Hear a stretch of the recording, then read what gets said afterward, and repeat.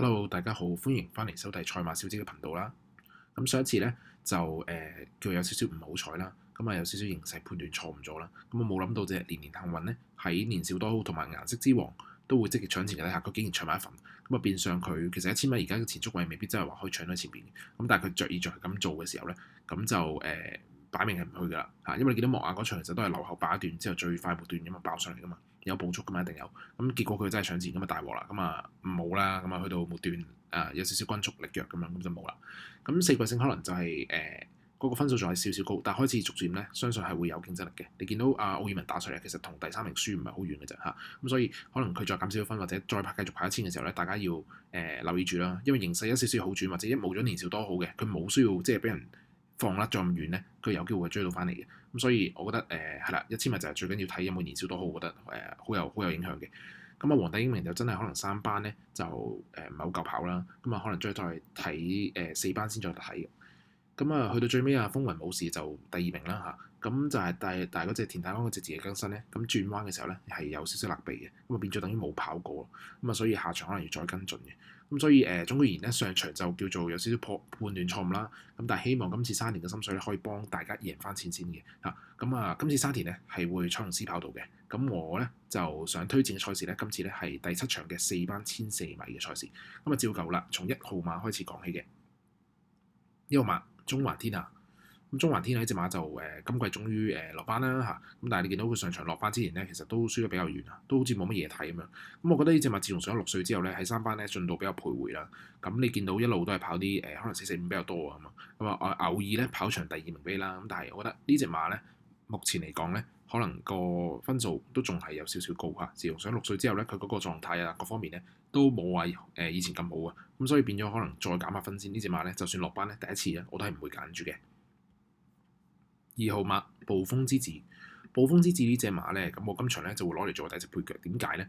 因為其實454場次咧呢度擺前咧，其實楊明呢度有開始有少少腳型㗎啦。咁上場咧就留後啦嚇，1004米留後。咁啊奧爾文啦，咁啊轉彎嘅時候有少少逼傑嘅，咁啊變咗遲發力啊。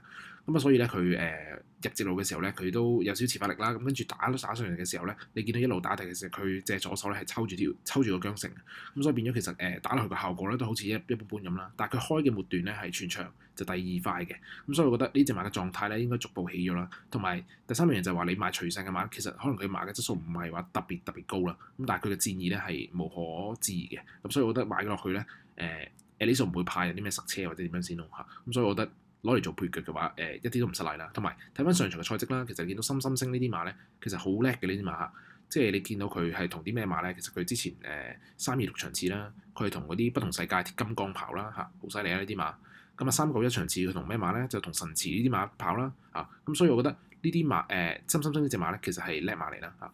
咁跟住上場嘅段速咧，其實前快後快咧比較難追嚇。所以你見到佢段速咧逐步加快搏走啦嘅時候，佢仲遲咗發力咧，佢仲可以開翻個全場第2快嘅末段咧。咁我覺得佢絕對係有能力喺今場嘅對手底下咧鏟入嚟嘅位置嘅機會嘅嚇，同埋今場嘅對手咧都冇上場咁勁啦，上場太太精神啊、哈羅威啊、深深星啊咁樣，咁今場同場嘅對手咧都係得哈羅威啫嘛，咁所以我覺得呢隻馬就算11檔都好，咁我覺得上場都排過一次俾你睇，其實爆落去係有反應嘅時候咧，我覺得今場會再嚟多次咧，我會攞嚟做配腳嘅。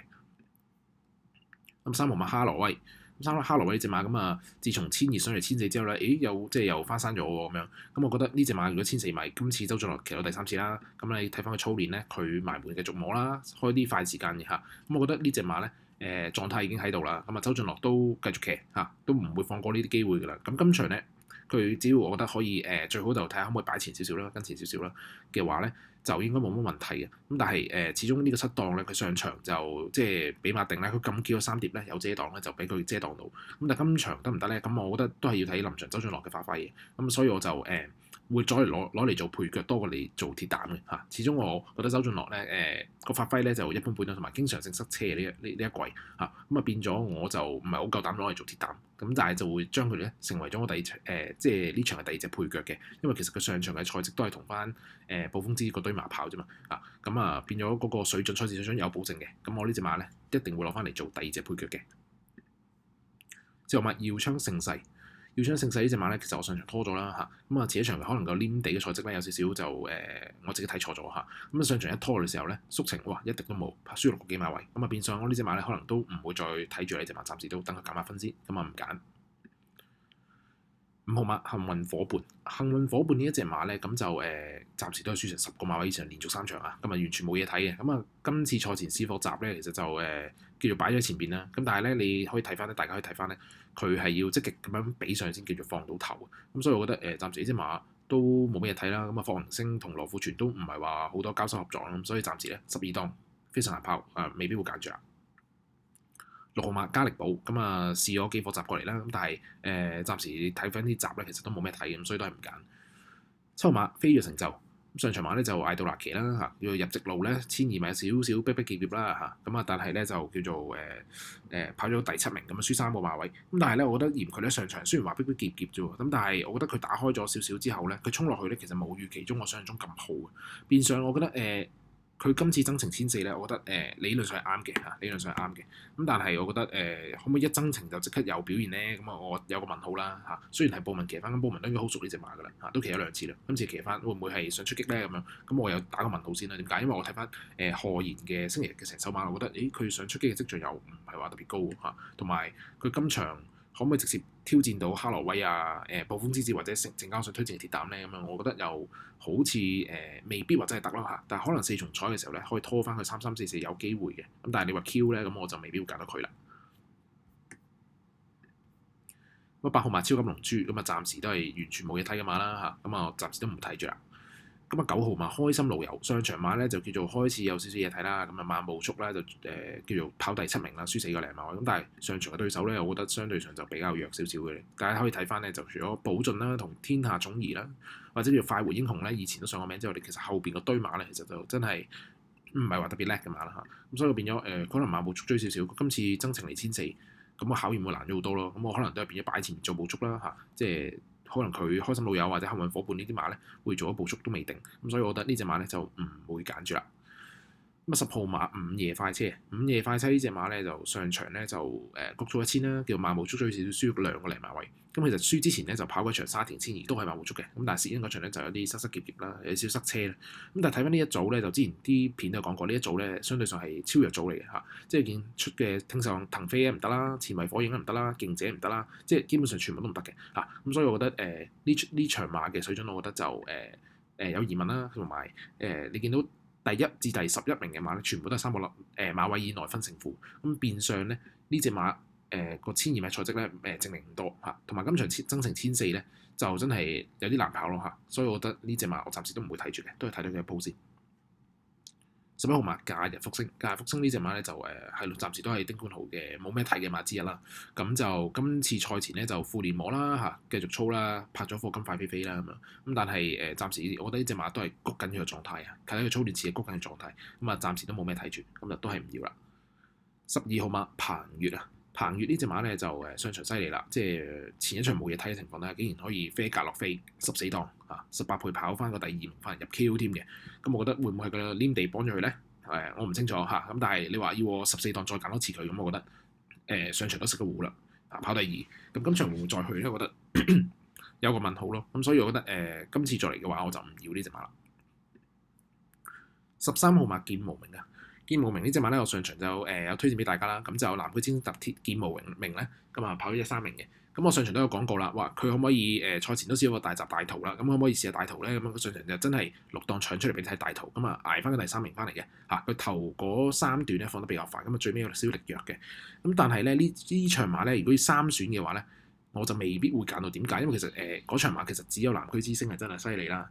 咁你見到南區之星之後嘅馬咧，其實唔係話啲特別叻嘅馬嚟嘅嚇。你見到開心宇宙都係叫做賺咗個捕捉啦。咁你見到銳一啊，今季冇乜 form 嘅馬啦。咁啊快樂老窩沙田暫時都未證明過嘅馬啦。咁跟住龍紋邊影有啲嫌短都追唔切啦。咁啊後邊嗰堆馬都係再出都冇乜太大嘅表現嘅。咁見到劍無名咧上場叫放快咗啦，末段咧就斷咗啦嚇。咁啊斷咗俾捱到第3。咁今場落咗飛啦。9點上場係六格落咗飛啦，咁今場會唔會再食多次一次糊咧？咁我覺得有機會嘅，咁但係我自己個人咧就唔會揀住嘅。點解？因為我覺得相比起呢一場嘅水準咧，我會更加相信咧暴風之子同哈羅威嘅水準啦。咁啊，所以變相咧今場佢儘管佢二檔應該再好跑啲啦，一樣照樣搶出嚟。咁但係今場會唔會有幸運火無啦啦上去燒佢咧？會唔會有開心路有擺前咧跟住佢咧咁樣？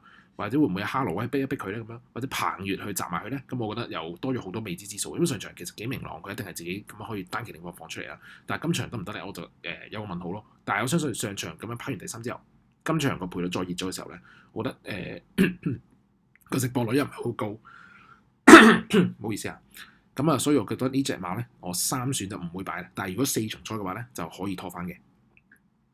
14號馬聖德福，咁聖德福呢隻馬咧就係我今場嘅鐵膽嚟嘅。點解會揀佢咧？首先佢終於換人啦，就唔用到明朗嘅今次嚇。咁上場跑16米跟住快步足啦，咁啊叫做末段追得唔多嚇，但係都有攬燒上嚟。同埋上場咧，董明朗咧操控得唔好意思，係有少少搶口啊。咁啊變咗咧隻馬唔係操控得咁好啦，所以我諗都係相信係幕後想換人嘅原因啦。咁今次咧賽前咧，其實楊明倫咧埋門下冇一課啦，然之後佢哋亦都係有試一課大閘嘅。咁呢一課大閘咧，我覺得比之前再好咗，因為其實佢係今次會搶出嚟放啦，然後末段咧都捱到第三翻嚟。咁啊，其實你睇翻之前咧董明朗跑第三嗰次咧，其實佢都係有試一課大閘，然後他隻馬然後就跑第三咁樣嘅。咁但係上場嘅泥閘咧，其實隻馬都係跑咗第10啫嘛，即係冇咩睇啊，冇嘢睇。咁今次咧呢課閘竟然都有嘢睇，咁變咗可能我相信隻馬可能嗰個狀態越嚟越好啊，同埋今場嘅4檔咧，佢應該相對非常之好跑，因為其實佢跟前就得啦。我諗佢泥閘咧想擺前都係想試下可唔可以唔好留得太後啊嘛，追唔前啦。咁啊變咗佢呢個4檔好跑啦，坐底2碟嘅，咁跟今馬跑有遮檔，咁啊步速有嘅時候咧，我相信佢好跑啦。同埋咧，你睇翻佢跑第3個場咧，430場次咧。佢係輸俾鐵金剛啊嘛，咁鐵金剛升班都仲有頭3啦，咁博愛先鋒今季都1個第1，2個第2啦，其實唔差嘅佢呢個水準，咁佢哋同呢啲馬係即係個距離唔係爭得好遠啊，咁啊彈得後邊電信龍區，咁啊變咗咧，我相信咧佢呢隻馬嘅狀態咧應該係好好啦，咁今次換馬人證明俾你睇佢想出擊啦，我覺得意欲比較大，咁所以咧佢就會成為我今場嘅鐵膽嘅。咁所以總括而言咧，我今次想推薦俾大家咧，就係14號嘅鐵膽啦，聖德福啦，拖翻2號嘅暴風之子啦，同埋3號嘅哈羅威嘅。咁啊，希望今次沙田嘅心水咧就幫到大家贏翻錢先啦嚇。咁啊，如果大家都中意我嘅分析啦，咁啊，希望都幫手 like 啦、share 同 subscribe 啦我嘅 channel 啦，同埋開埋個鈴鈴啦。咁有新片嘅時候咧，就會即刻成日收到通知到你噶啦。咁我哋下條片再見啦。